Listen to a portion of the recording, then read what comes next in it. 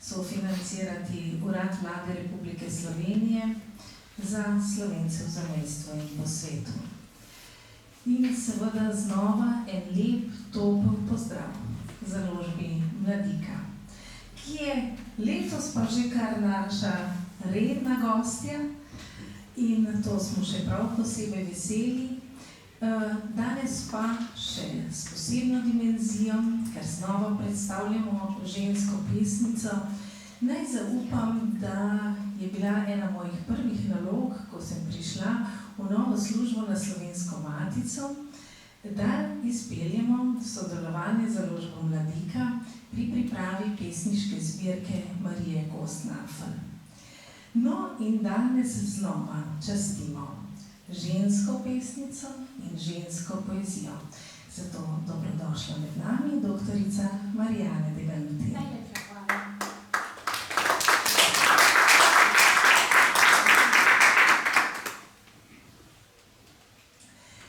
In še nekaj je zanimivo, kar druži tisti naš projekt izpred skoraj več kot 5 let z današnjim. Prevpraševanje besede, prevpraševanje jezika.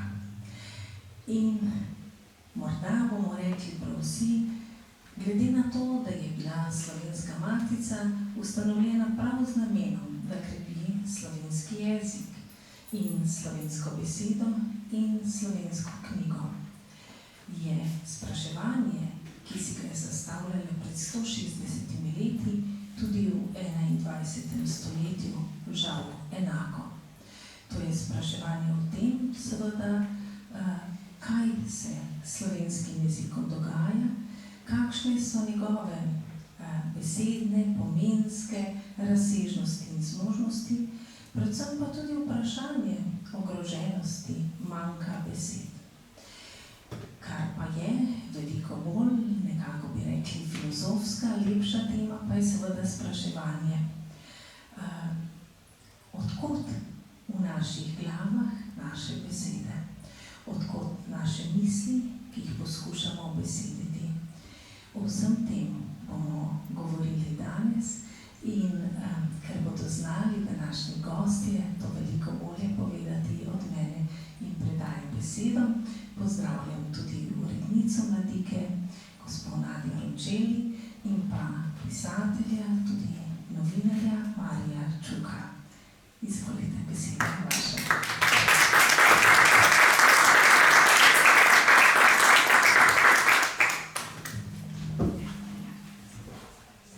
Najlepša hvala za te prijetne in poglobljene besede in seveda za topel sprejem, ki ga vsakič doživimo na Slovenski matici.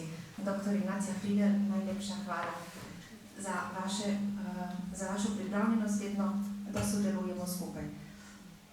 Torej, lepo pozdravljam seveda še enkrat tudi v imenu založbe Mladika Marijano Deganuti, avtorico pesniškega prvenca, ki ga danes predstavljamo.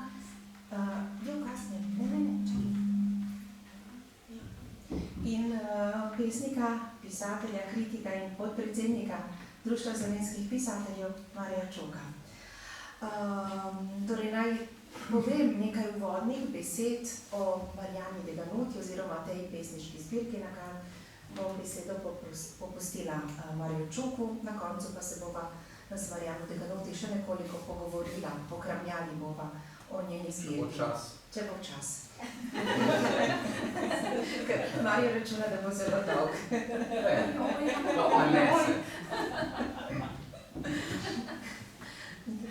Marijana Deganuti je doktorica znanosti z področja sodobne književnosti.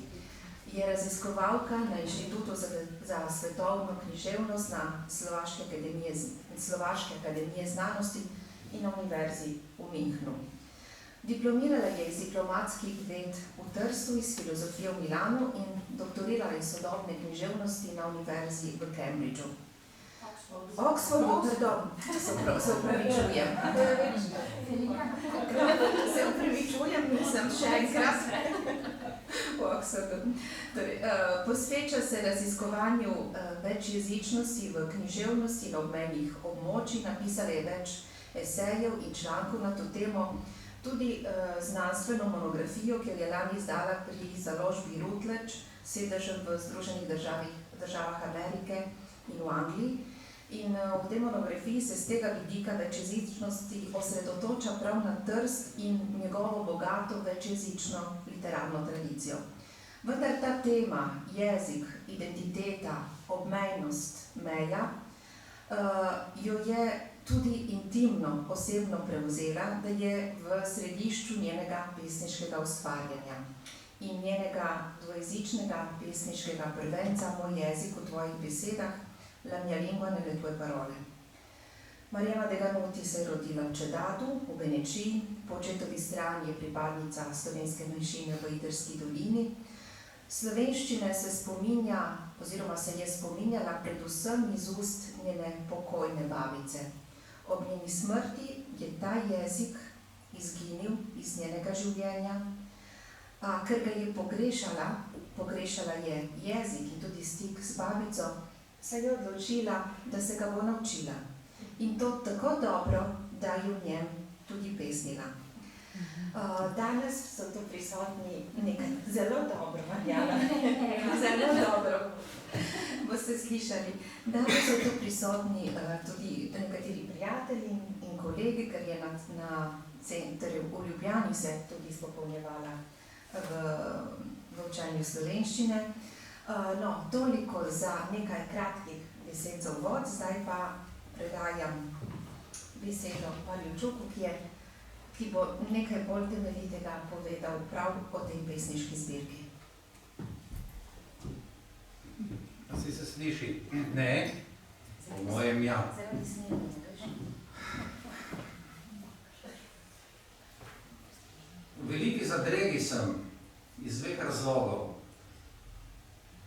Ignacija Fridl je tako govorila o jeziku. Ko so se z Nadjo vozila proti Ljubljani, sem poslušal Ifigenjo, ki jo je objavil Vlado Motnikar prav o tej pesniški zbirki. In sem si rekel, jaz si večkrat zamislim nekaj svojega, ki izhaja iz tega, ko prebiram. Nič posebno učenega. Ampak to, kar pove zapisano. Mogoče je učeno, mogoče ne. In koncept vsega tega bom sedaj malce menjal, ker pesniško zbirko Mariane Deganuti ne bi zreduciral samo na jezik. To je predvsem iskanje. Jezik je nekaj, kar nas opredeljuje, seveda. Jezik je nekaj, s čimer živimo, nas bogati, smo z njim v sporu, ga pozabljamo, ga na novo odkrivamo, ampak jezik je konec koncev del nas. In če se avtocitiram, kar tudi ni moja odlika, po navadi, to sem povedal ne toliko sedaj in mislim, da prihaja v to strugo tudi ta večer, v letošnji poslanici ob dnevu maternega jezika, v poslanici Društva slovenskih pisateljev. Jezik mislim, da je na našem svetu v teh letih, v tem času problematična zadeva. Zaradi jezika nastajajo vojne. Zaradi jezika si je Putin izmislil tudi agresijo na Ukrajino. Mi premalo vemo tudi o tem, obmejni kraji, ki so jim pobirali ljudem ruski jezik. Če je to pravičeno ali ne, ampak mislim, da je ta jezik povzroči veliko travm. Fašisti v prejšnjem stoletju so jezik Slovencem, ne samo na Primorskem, prepovedali. Kaj šele v Benečiji. Še danes, ko gremo po Benečiji, so ljudje nekje živijo v nekem strahu, preden z vami, ne tile, ki so izpostavljeni ali pa v organizacijah, inštitucijah, ne, ti ne, bomo rekli profesionalni Slovenci, ampak ljudje po Beneških dolinah, če se ustavite v kakšni gostilnici, vas gledajo vedno malce sumljivo, jaz sem tak, da govorim vedno v slovenščini, in to so tudi doživela, da preden so odprli svoj register jezikovni, je bilo treba kaj nekaj časa pojesti predjed, spiti kozarec vina, pojesti toplo predjed in tako naprej, preden je prišlo do tega dialoga. In pri Marjani Deganuti je iskanje tega dialoga. Ampak ne toliko iskanje jezika, jaz saj razumevam tako, ampak iskanje sebe v jeziku. To je nekaj drugega. Iskanje jezika ali iskanje sebe v jeziku. In v zadnjem času sem prebral kar nekaj strokovnih razprav, esejev, znanstvenih razprav, ampak kar nekaj romanov o tem vprašanju. Eden izhaja prav tako iz Italije in me je tudi močno pretresel skoraj da, in to predvsem zato, ker ga piše, kot prvenec je napisana ena mlada romanopiska iz Bocna. Z Bocna Maddalena Fingerli je ime in je napisala roman Materni jezik na tudi dvojezičnem ali večjezičnem območju, nemščina, italijanščina. In kaj prihaja v ospredje tudi v tem romani kot pri naših gostih? Gre na eni strani za zanikanje svoje jezikovne zibelke, za odmik, odvračanje tega maternega izraza, po drugi strani pa iskanje, navezovanje, iskanje poti do njega. In še ena, naj bo malce anekdotično povedano, recimo, pred kakim desetletjem je v Trstu živel župan, ki ni bil prav prijazen do Slovencev, ampak v bistvu Slovenec. In kje se je to pokazalo? Manjo Čehovini, iz Čehovinov celo. In ustanovitelj Liste za Trst, popolnoma nacionalističnega gibanja, uperjenega zoper Slovence.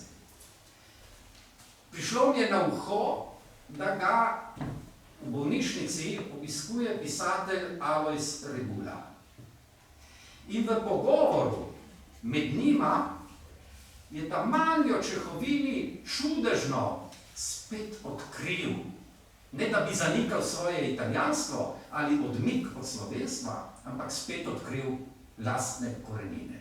To se pravi, da v neki stiski, v nekih izpostavljenih legah, v nekih ogroženih položajih je ta jezik vendarle, bom rekel s težko besedo, ki je mogoče inflacija te besede, je neka vrednota, ki iz človeka privre na dan, ko se niti ne zaveda, ko niti ne ve in niti ni važno, zakaj privre, ampak dejstvo je, da privre.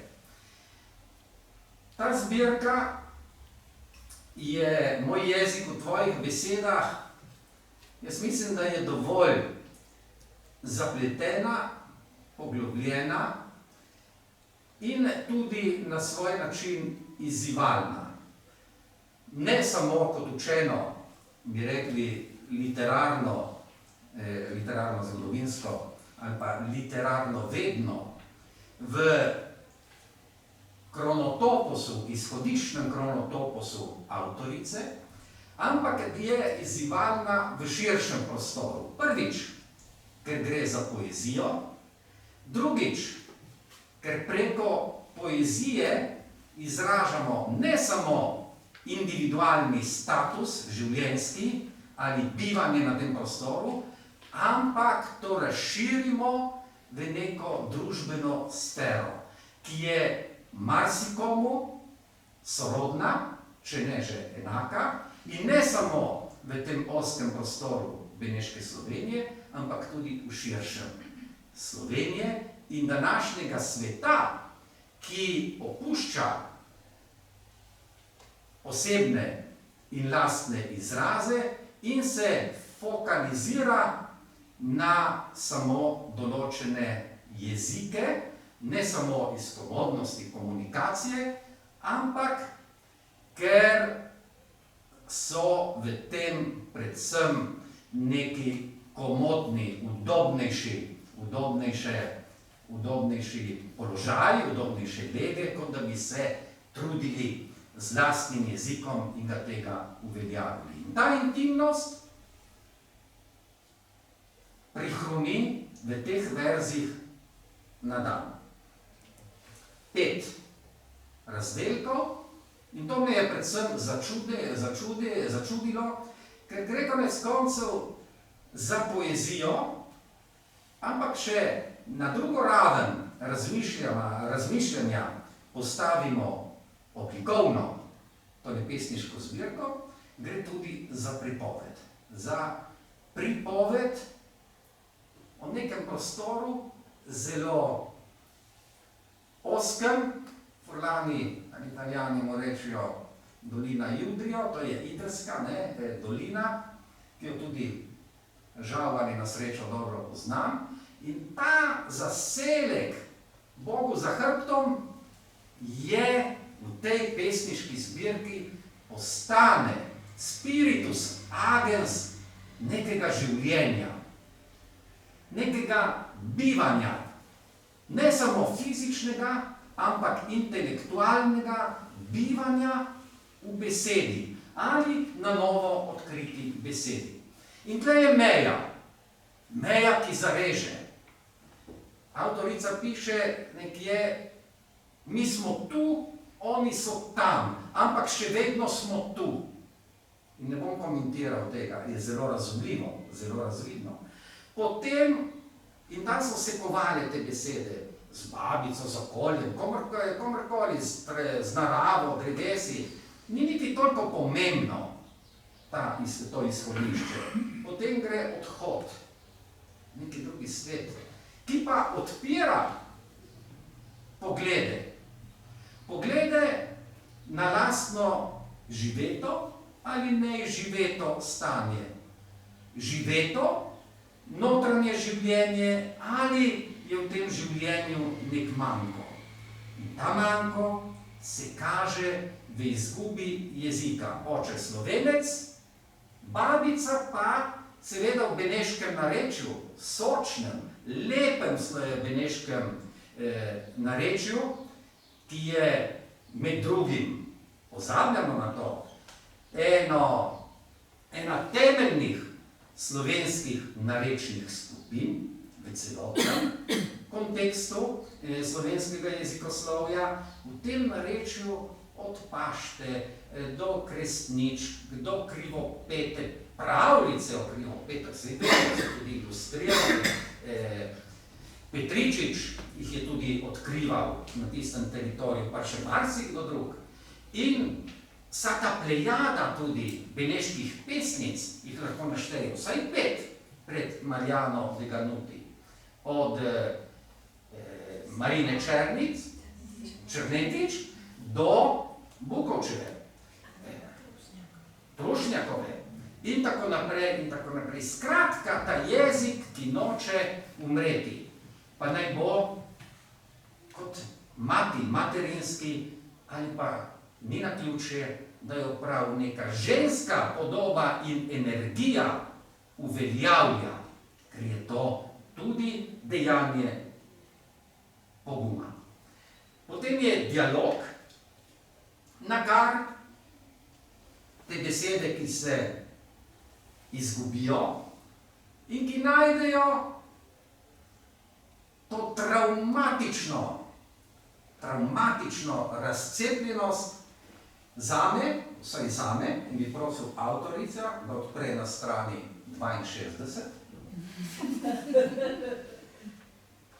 In 62. Zame je to ena temeljnih pesmi v celotni zbirke. To je besedni plašč, ki vam bo sedaj prebrala. In mislim, da mi boste verjeli, da ne lažem, ko bo to prebrala, da je to resnična ta razklanost, ta tesnjenost, kako se ona počuti. V slovenščini? Ja. Ja, še ne razumem. Aha, jaz tudi ne danes. Besedni plašč. Tudi jaz bi rada hodila s majhnim besednim plaščem, dovolj toplim, da mi bi bilo mraz. Le da mi je plašč pretesen, za eno številko premajhen in zakrpan, nekoliko rabljen, nepogrečen kroj. In je mrzlo, ob vsakem sunku vetra, tresem se. Vidite, kakšna grozljiva podoba, ne, tega plašča, noter, hladnega. Dajte se pripraviti za stran 78. No, in iz tega območja utesnjenosti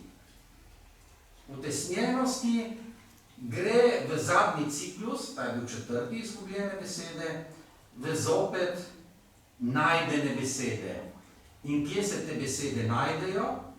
Na strani 78 z naslovom pesmi Najine besede. Najine besede. Tvoje besede so preproste.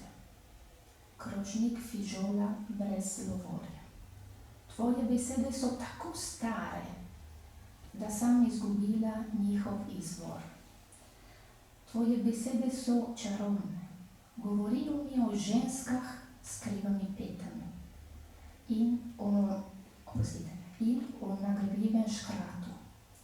Tvoje besede so nepopolne, umazala jih je zemlja, so razkropane, mokre. Te preproste besede, tako stare, čarovne in nepopolne, so tvoje, morda pa tudi moje.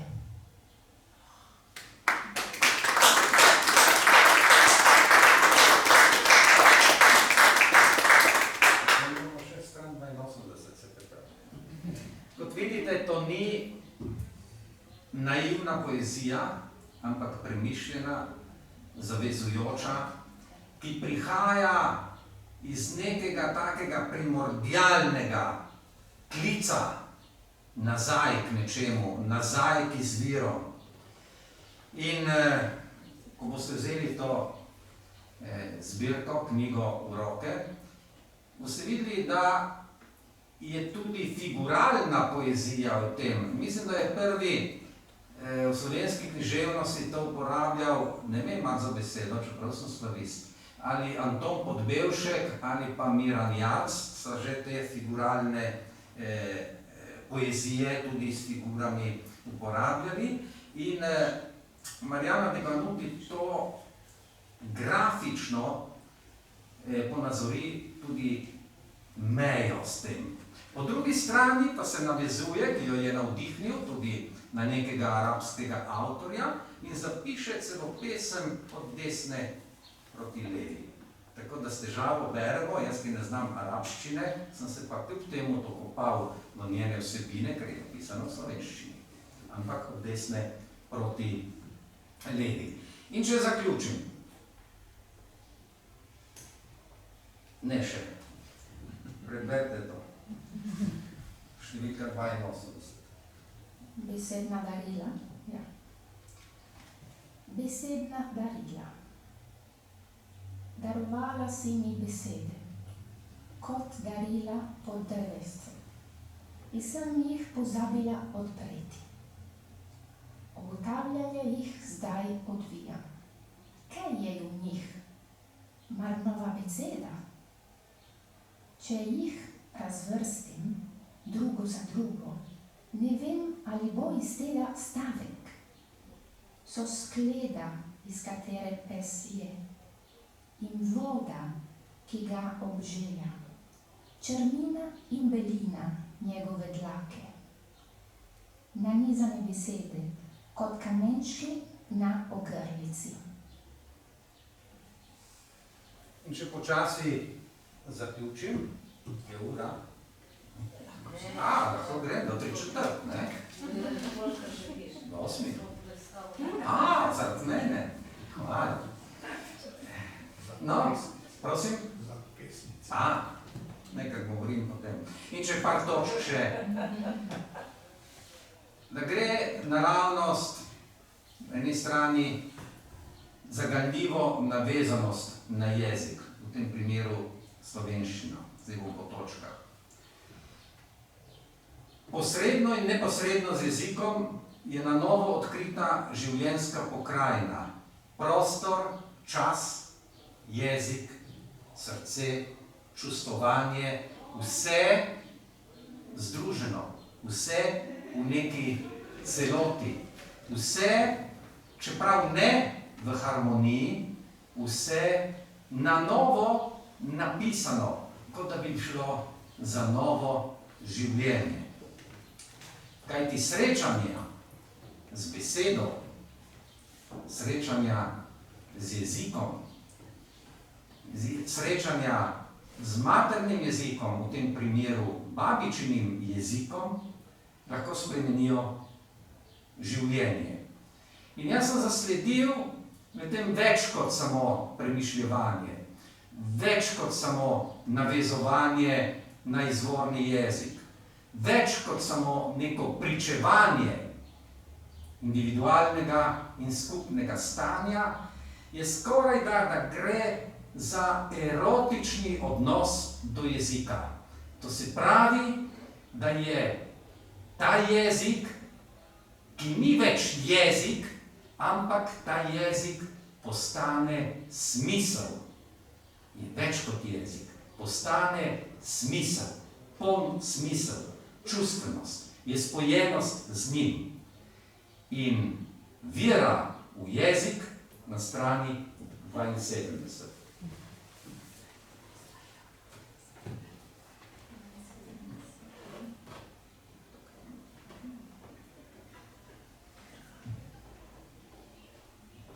Dajte pozorno to poslušati. Preživeli.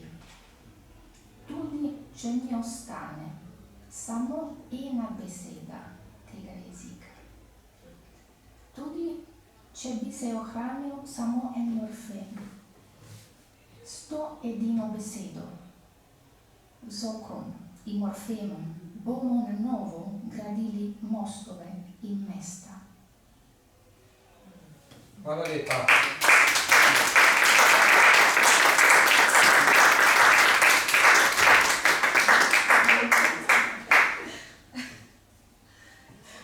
Ena glasba bi bila zdaj potrebna, da si malo oddahnemo, ne? In, tako, da si trenutek oddahnemo, tako od tega naboja, od te intenzivnosti, res, tako na jok mi gre. Da lahko nadaljujeva s pogovorjem, ko se upravičujem. Bomo vsi jokali. No. Vam si kaj povedal preko jeziku? Res? Izjemno.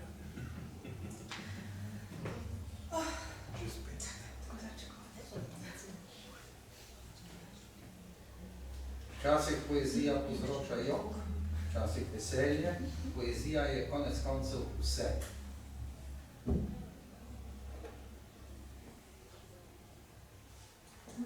Ja.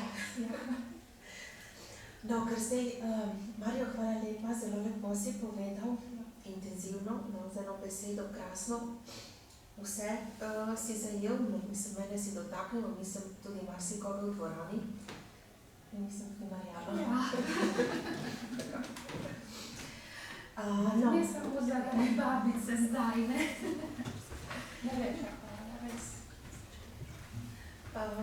No, ampak vseeno zdaj bi se tako slišali smo Marjano skozi njeno pesniško besedo, zdaj pa bi radi slišali Marjano Deganuti tudi v pogovoru, sproščenem, živem pogovoru, potem bo tudi čas za kakšno vprašanje.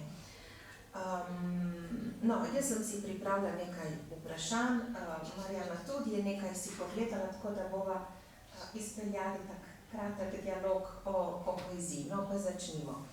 Torej, te pesmi seveda kot vsako pesniško zbirko lahko tako začnete, lahko berete kjerkoli, vendar kot je tudi že nakazal Maričuk, če vi to pesniško zbirko berete od začetka do konca, se pred vami zvrsti razkrije neka zgodba, osebna zgodba, zgodba naroda, zgodba odnosa do jezika, do babice, ki je bila nosilka nekih posebnih vrednot. Vendar ta zgodba se začne pri Meji. Meja je namreč ime prvega razdelka v pesniški zbirki. Meja, ki ločuje, omejuje, zameljuje, oddaljuje, vendar tudi na svoj poseben način tudi povezuje, ustvarja razmerja. Meja je nesmiselna in kruta, ker smo že slišali ta vers, onstran meje smo še vedno mi vedno tisti, ki govorimo isti jezik, ne? Torej začnimo pri Meji. Kako je Marjano Deganuti zaznamovala Meja?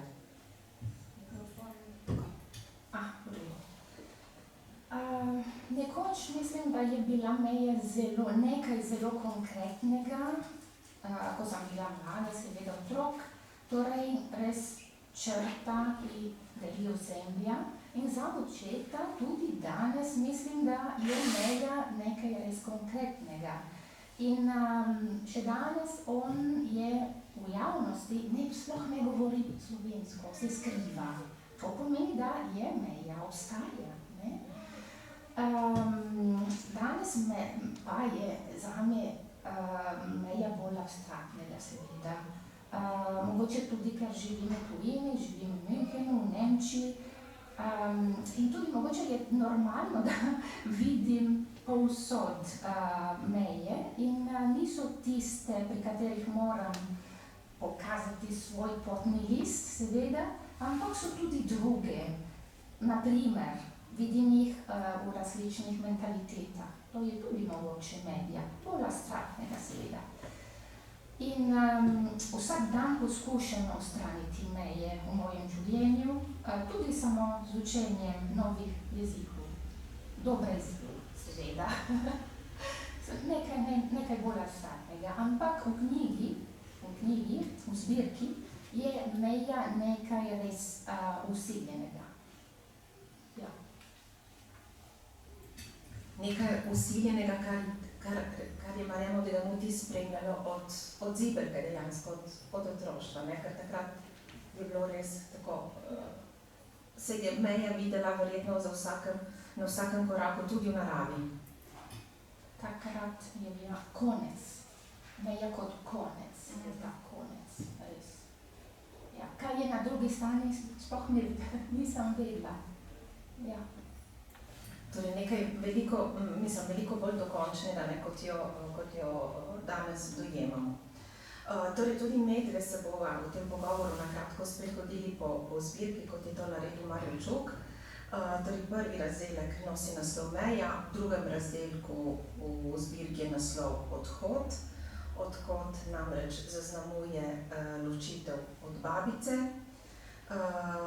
vendar ta babičin konec, babičine zemeljske poti je tudi začetek nečesa drugega, začetek razvoja do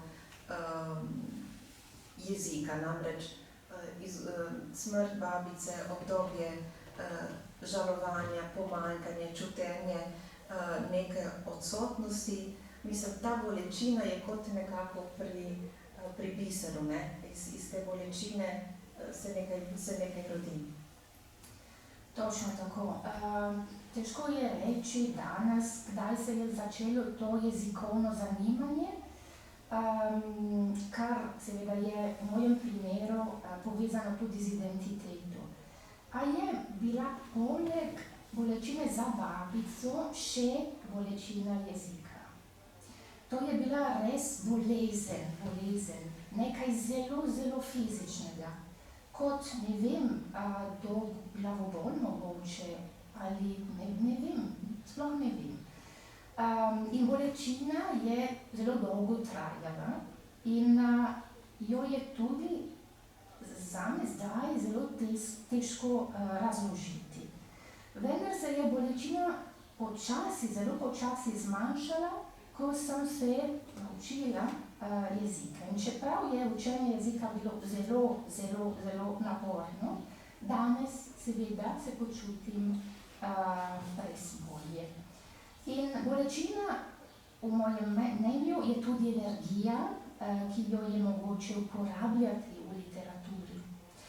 Je ustvarjalna sila in na srečo jo je mogoče spremeniti. Še vedno obstajajo pomanjkanje in bolečine in tako dalje. A morda ima umetnosti vsaj moč elaboracije. To je nekoliko podobno, mislim, kot paradoksu travme. Travma je izjemen, ogromen dogodek, težek dogodek, ki ne znamo razložiti. Potem pa še potrebujemo besede, jezik, da to elaboriramo. In zaradi tega sem napisala zbirko, v katerem jeziku to so vprašanja. Torej, morda do še kakšnega odgovora še pridemo. Torej, v 4. razdelku knjigi, ki nosi naslov Izgubljene besede, pride do nekakšnega zavedanja. Po tej izgubi začnete iskati babičine besede, ker se zavedate, da brez njih bi bil svet drugačen.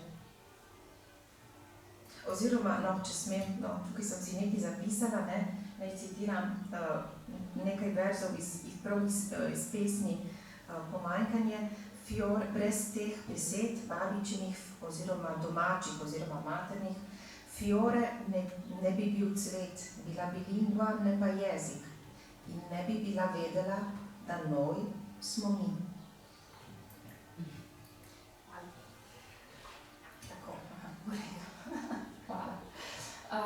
Nepoznavanje jezika je z mojega vidika vedno izguba.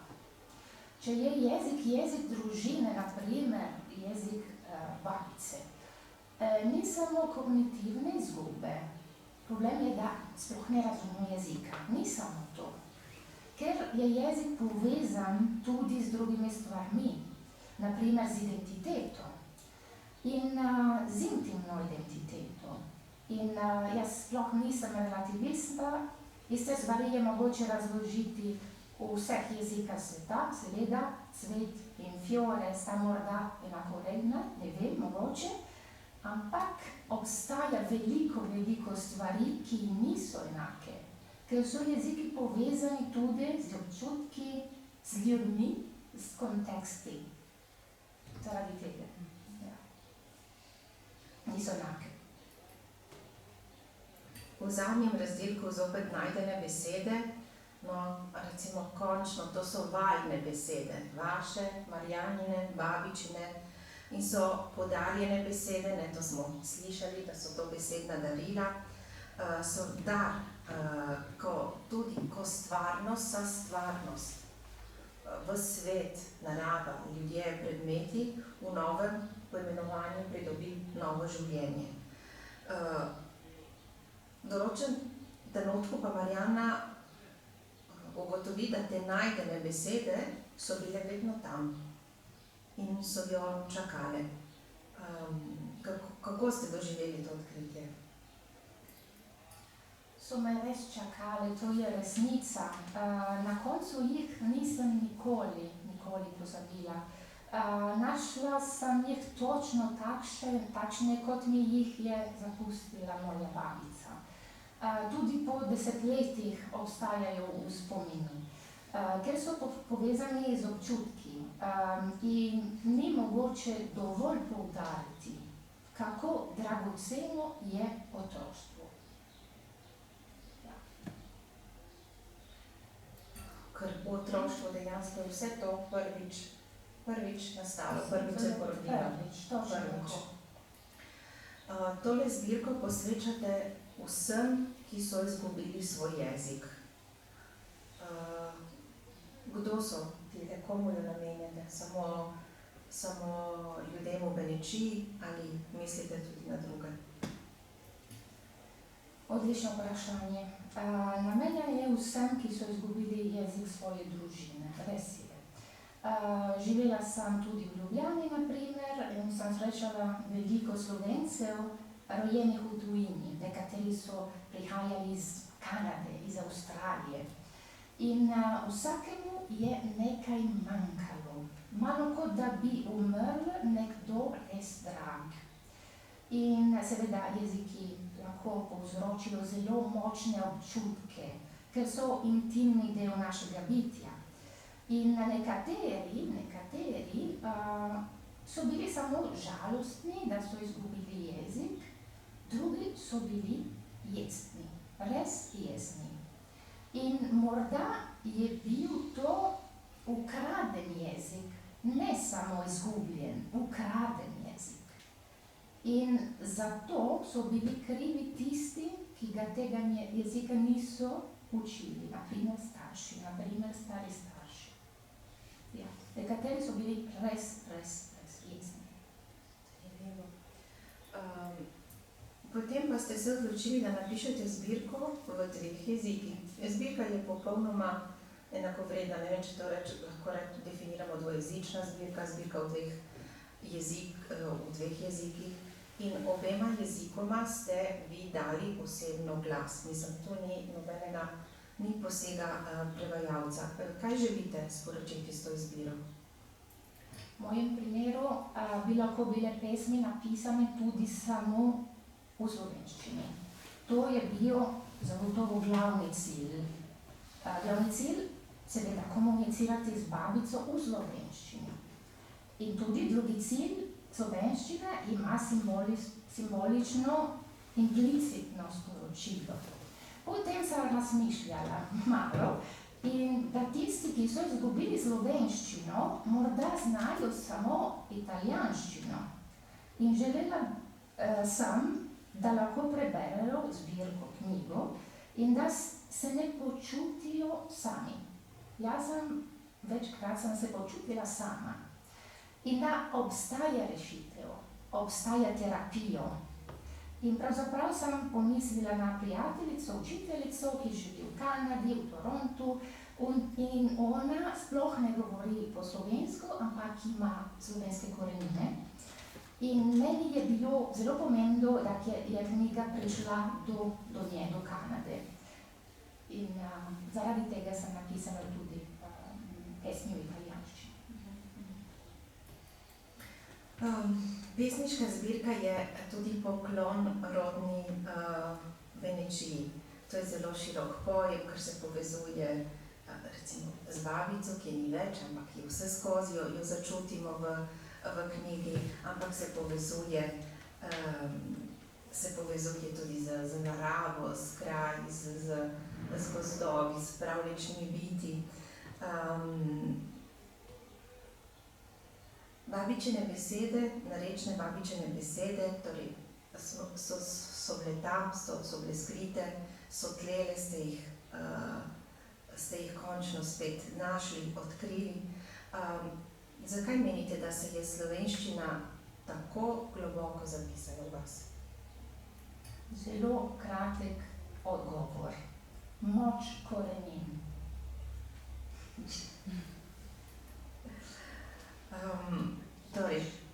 Moč korenin je zelo pomembna, je zelo velika.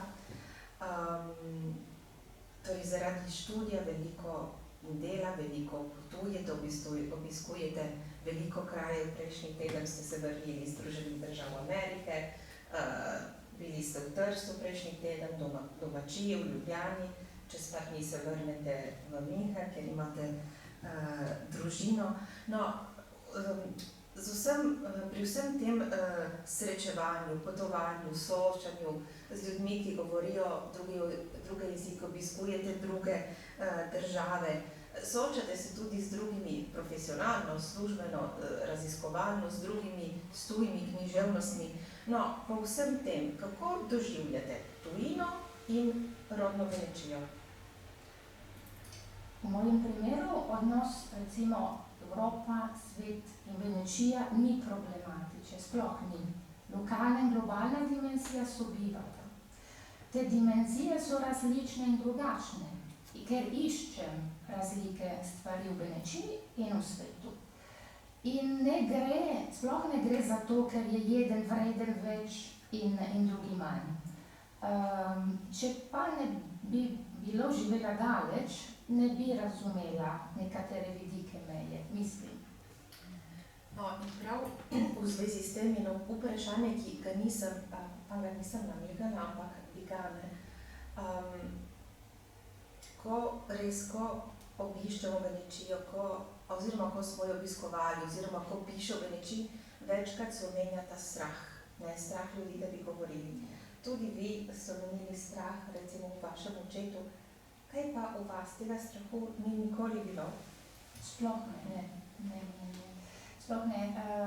Za očeta je meja problematična, je jezik zelo problematičen. Samo doma on govori malo, samo če jaz vprašam nekaj, ampak zunaj v javnosti sploh ne želi govoriti, se skriva.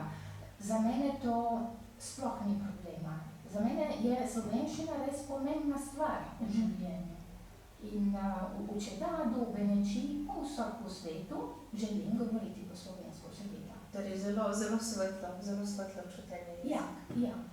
Zelo pomembna stvar v mojem življenju, slovenščina, seveda. O slovenščini, o identiteti ste se pogovarjali tudi z Borisom Pahorjem, ki ste ga večkrat obiskali na domu, ki vas je tudi smo odkrili v nekem članku delu omenil srečanja z vami in tudi v končni zahvali v knjigi tudi gre vaša misel do Borisa Pahorja. Boris Pahor nas je zapustil ravno v teh dneh, konec maja, pred 2 letoma. No, tako, en utrinek morda v teh srečanjih in kaj vam je osebno zapustil? Res. On mi je pustilo veliko, srečala sem ga večkrat blizu Trsta, v Trstu. On je bil že zelo star, mislim 106, 107, nisem prepričana zdaj, a še vedno prisoten. In zelo ga pogrešam danes, mogoče globina razumevanja jezikovnih vprašanj povezani s mejo, ampak on je res točno, na primer, razumel mojo zgodbo. Ampak predvsem me je tudi presenetila njegova odločnost, da ima pri svojih letih še vso to moč razmišljati, delati načrte, kot si 106. So mladi danes, tudi zelo mladi, ki te moči nemajo. In predvsem ga je fascinirala moja zgodba in vpliv babice. On je večkrat vprašal, zakaj babice? Zakaj? Jaz sem druga generacija, ne? Zakaj babica je vplivala, tako močno vplivala v mojem življenju? Zakaj? O tem ste tudi napisali zgodbo. Tako piše Boris Pahor. Ja. Imam zapiske, ne? Ja. Tako. No, tako, medle sta nekako zaokrožili ta pogovor. Jaz bi vas prosila, da preberete še par pesmi. Vi prosim zdaj. Prebereva skupaj, eno in eno. Lahko, jaz bom eno, recimo, ki je meni všeč. In potem bi, kaj tole, noben jezik? Ja, spet Ne. z Marjatom. Nisem. Noben jezik tukaj, ne? 36. Ja. Ja. Jaz? Ali vi? Jaz. Kaj vi? Naslov. Noben jezik mi ne zadostuje zdaj, da bi te obiskala v tej nesmiselni tišini, iz katere bi od prvem hrupu rada pobegnila. Od vseh meja na svetu je ta najtežja. Jaz pa bi prebrala pesem etimologije, ki mi je zelo všeč. Iskala sem te naše besede in našla sem jih, ko je roka šla čez jesensko listje in sem vonjala zorano zemljo. Našla sem jih v šelestenju rahlo valovite trave, v dežju, ki se vrtinči v mlakuži, v brenčanju čebele, ki se potaplja v sivko. Hvala lepa.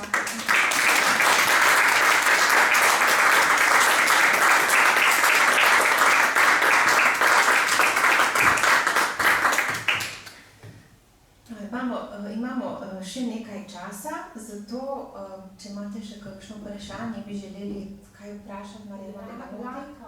Lahka vprašanja. Lahka. Ali kaj iz čiste iz gole radovednosti. Tako.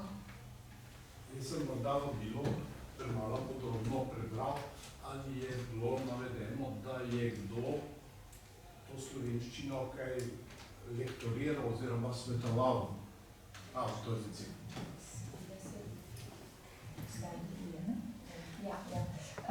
Seveda na začetku mislim, da so bile pesmi malo kaotične in sem napisala jih v italijanščini, v slovenščini, v obeh jezikah, ne vem, točno tako. In potem sem iskala logiko malo, ker vse skupaj so malo kot, ne vem, zgodba mogoče. In potem Jelka Daneu je lektorirala pesmi in tudi Nadja je veliko pomagala na koncu, seveda. Ja. Ko je bilo dejansko že Mogoče, ne vem. Zbirka je že stala, ne? Mogoče, ja. Ja, logiko, ja. Jezik mogoče nisem tako prepričana. Ja, ja. Nič več. Hvala za pomoč. Prosim, gospa Kanja. Sem opazila takoj, ko sem knjigo imela v roki, da je naslovnica tako zelo ustrezna naravi, ki jo opisujete.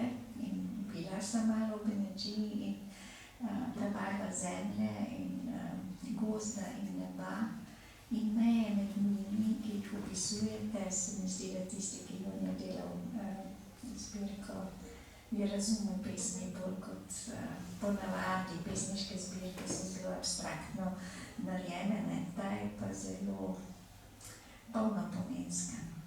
Je res lepa knjiga. Hvala. To je vprašanje za Nadjo, mislim.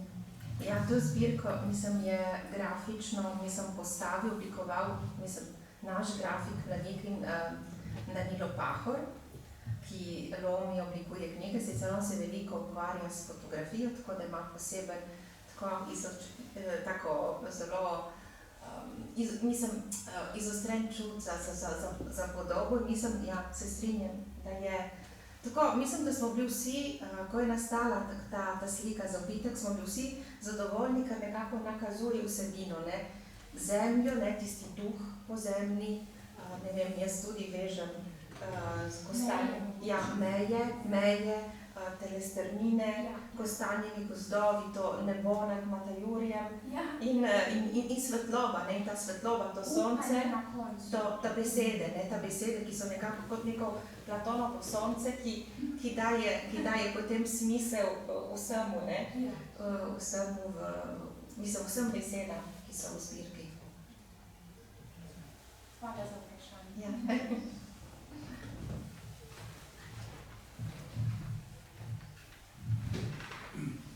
Jaz sem Janez Kitpic, sem bil še knjižničar iz bila. Ne.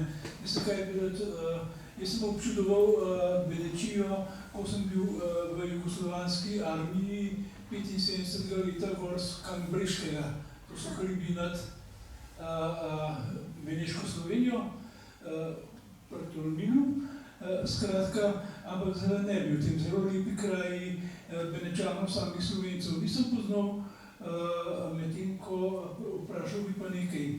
Jaz sem zdaj napisal eno knjigo, ker sem poročil našo zgodovino 19. stoletja 20. O naših slovenskih katolikih in sem odkril, da so beneški Slovenci predstavili sami sebe, opozorili na svoj obstoj kot Slovencev, je to naredil duhovnik Peter Podreka. 1871. leta je napisal pisem Slovenija in njena hčerka na Beneškem. Ja. In ta pisem gre pa tako. Jaz nisem Italijanka, jaz ljubim svoj dom. Jaz nisem Italijanka in tudi ne bom. Jaz sem Slavijanka in ljubim svoj dom. Nekako gre, to je ena stvar, se pravi, Benečani so sami opozorili na sebe, v glavnem so vzdrževali slovensko zavest pa slovenščino duhovniki, čedermaci, tako imenovani. Potem pa tudi Slovenci tukaj v srednji Sloveniji so za Beneško vedeli. In sicer zlasti naši katoliški ti pozitivni duhovniki, socialno usmerjeni, Krek, Janez Evangelist Krek, ki je leta 1913 na Beneškem v Podutani, to je mislim Šentlenard pri Špetru Slovenov, je ustanovil celo hranilnico. Se pravi, jaz ne vem, koliko teh stikov zdaj med Slovenijo pa beneškimi Slovenci pa med nami obstoji. Včasih je bilo iz čiste zavesti, iz idealizma, pripadnosti istemu narodu kar precej in tudi čist konkretnih stikov. Skratka, odlični ta Krek je videl, tam v tisti Podutani živi toliko tisoč Slovencev, rabijo verjetno tudi kakšno posojilnico, kakšno zadrugo, je šel nebodigalenj tja in s kakšnim kolegom in jim jo je organiziral. Se pravi, o stikih bi. Pa, še to izkušnja imam, kak sem bil en čas v Kranjski gori, se spomnim, da Italijani tam na drugi strani zelo skrbijo za svojo identiteto z radijskimi postajami. Ali je na Beneškem kaj slovenskih radijskih postaj? Težko vprašanje, smo se nekako bolj osredotočili na poezijo. Hvala lepa, da ste o tem povedali. Bomo še kaj v zvezi s tem se pozanimali. Če ti veš, pa povej. Marjo za vse. Skoraj. Preprosto vprašanje, ki kaže na eni strani, ne ga razumeti narobe, tudi na zelo skromno vednost, kar govorim vedno, osrednje Slovenije do roba slovenskega jezikovnega in etničnega prostora. Stikov Benečije s Kobaridom, s Tolminom, z obmejno pokrajino je ogromno. Skupne prireditve, skupni obiski, nastopi pevskih zborov, na Liesah je čudovit pevski zbor, Beneško gledališče, v Čedadu društvo Ivan Trinko, ki tudi deluje, imamo Kolovrat, smo imeli postajo Topolovo in vse. In ta val ne sega samo do Podreke, ampak sega veliko prej v čas in zgodovino. Sedaj tega ne bi obnavljali, tako da povem, radijske postaje pa tudi v beneškem narečju, v beneškem jeziku, v rezijanskem jeziku, v ukljanskem jeziku in tako dalje na radiju Trst A. Ampak jaz mogoče bi imel zadnje vprašanje za pesnico Marjano Deganuti. Zelo težko. Ja. Kako je bilo ime babici? V redu. Bruna Kos. Prababica Marija Velušček, In babica, oprostite, sem pozabila ime, ampak ona je bila Humar iz Liga, iz Slovenije. Iz Liga.